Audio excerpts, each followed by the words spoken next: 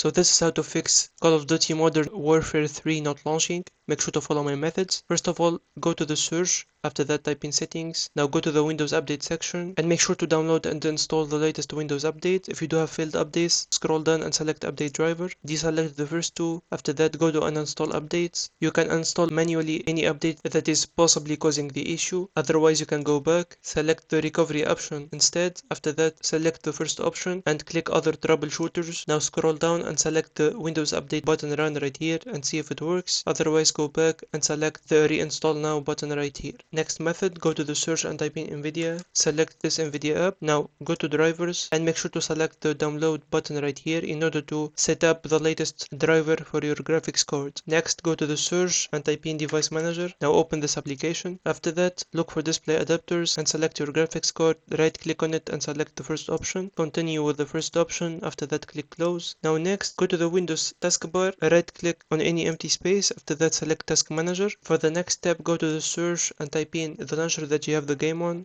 which is for example Steam. Now once you find the Steam launcher running on the background, make sure to terminate any process related. Right click for Steam 32-bit and then select End Task. Now wait for just a couple of moments. After that, all you have to do is to relaunch the launcher again. Now go to the view option and select library. After that, scroll down and select Call of Duty Modern Warfare 3. The game must be installed. I don't have it, so I'm going to show you using this one. Once you select it, click on this manage gear icon in the right and then click on properties. After that, go to installed files and make sure to click on verify integrity of game files button appearing. Now it will start by verifying the original files of the game, and any corrupted or missing file that is responsible for the launching issue will be automatically corrected. Wait for the process to finish. After that, close everything. Make sure to restart your computer before trying to relaunch the game, and that's it. Hopefully the problem is gone. If you do find it helpful, consider subscribing and see you on the next one.